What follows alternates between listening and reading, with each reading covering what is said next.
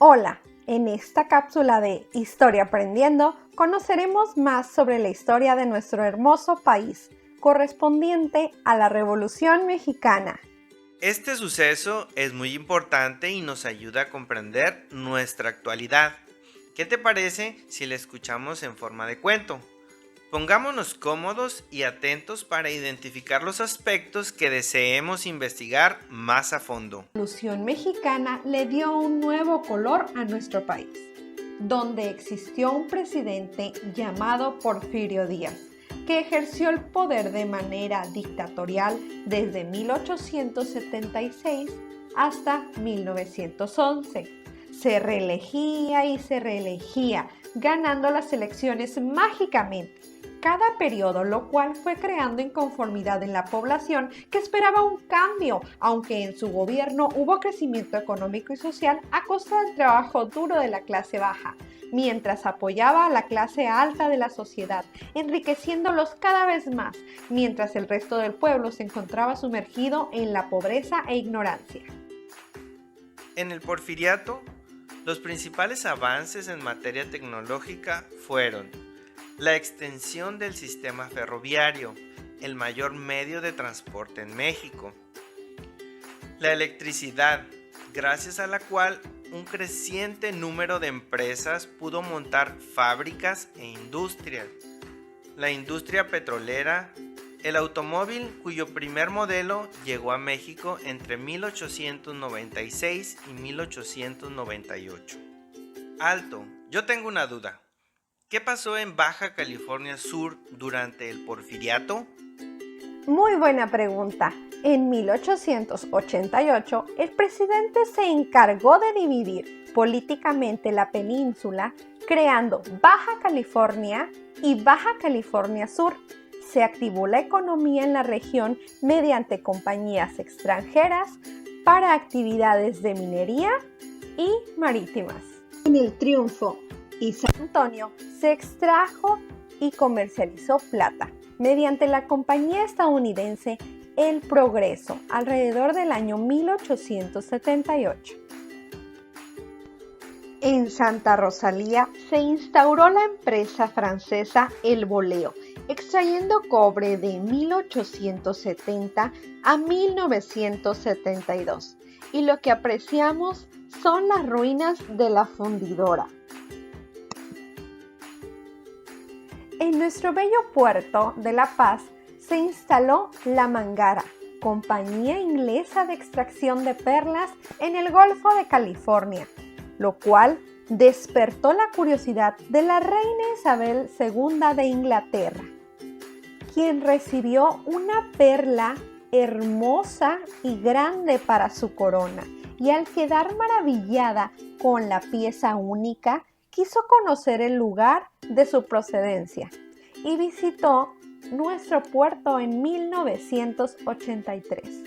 Recordemos que es la reina más longeva a lo largo de la historia.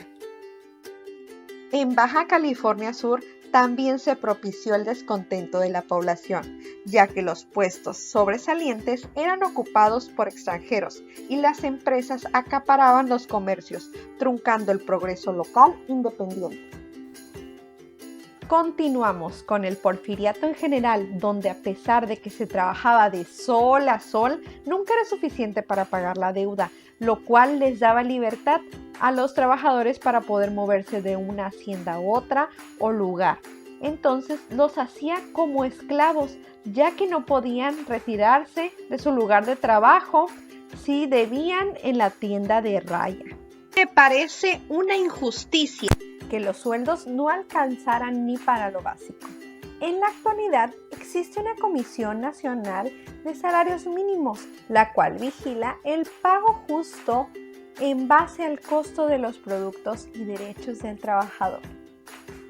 La inconformidad del pueblo fue aumentando por esa y más razones que podemos traducir en las causas de la revolución: dictadura de Porfirio Díaz, desigualdad social, falta de una ley laboral, expropiaciones y latifundios, administración desde el extranjero, falta de libertad de expresión y represión y violencia. Entonces, el pueblo mexicano vivía en un tipo de esclavitud que se supone había sido abolida. No supongo. Sí, es verdad. En 1813 por José María Morelos y Pavón. Pero entonces la gente seguía en las haciendas de los ricos, aunque le decían de otra forma.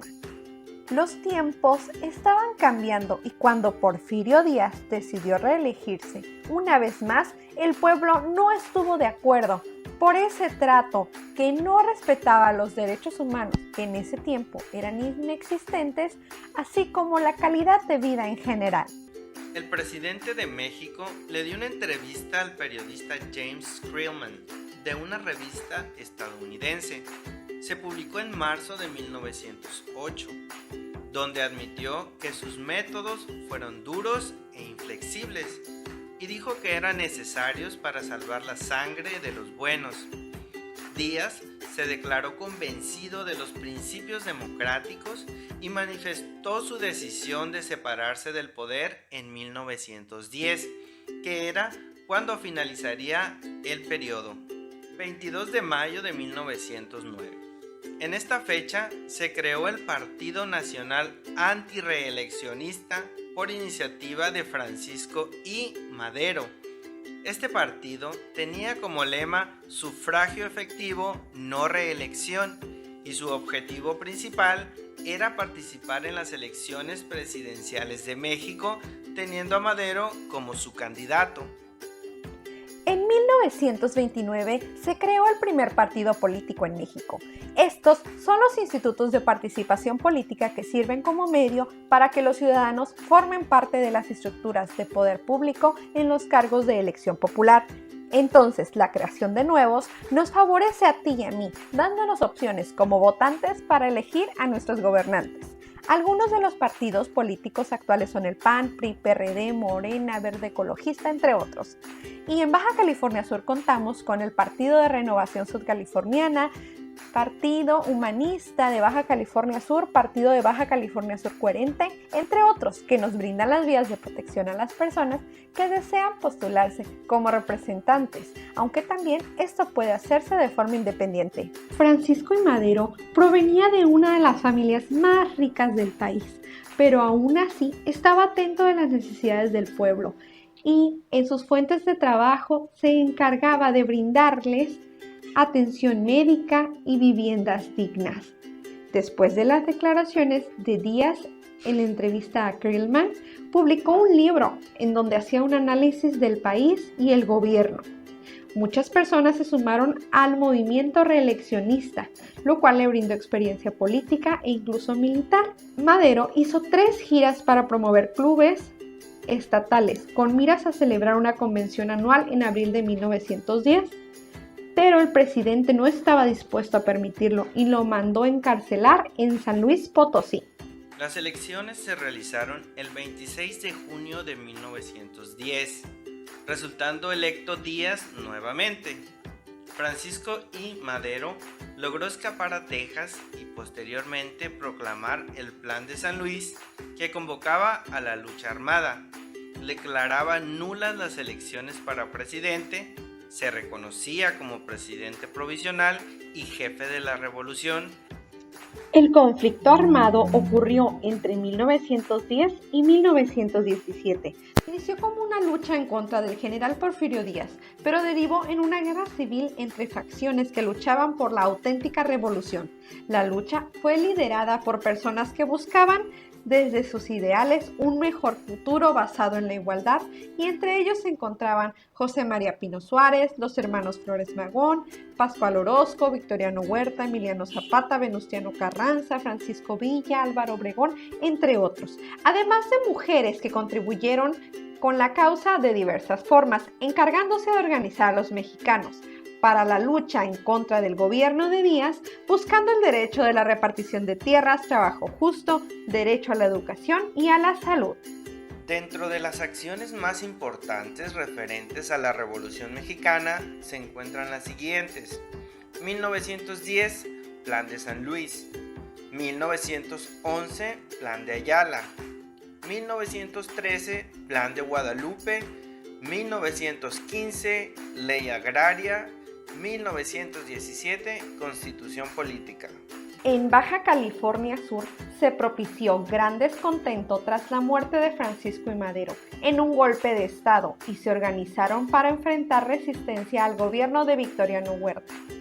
Félix Ortega fue el líder gobernante exponiendo el Manifiesto de las Playitas en 1913, desconociendo el gobierno de Huerta, manifestándose los subcalifornianos, hombres y mujeres, contra empresas y gobernantes. 25 de mayo de 1911.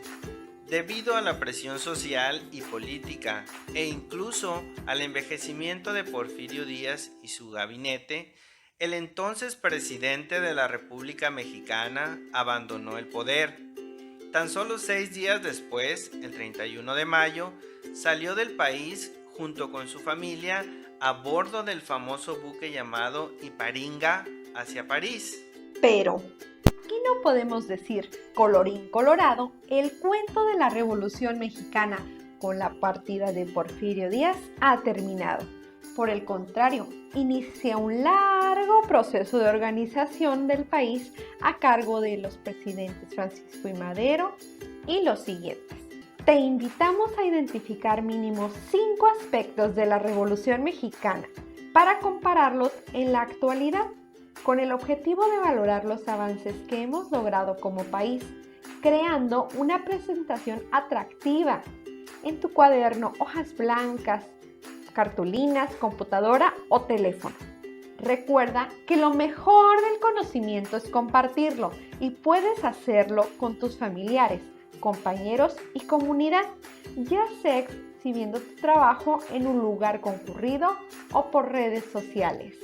Te esperamos en la próxima cápsula de Historia Aprendiendo, donde estudiaremos sobre el Estado, la democracia, partidos y derechos políticos. ¡Hasta pronto!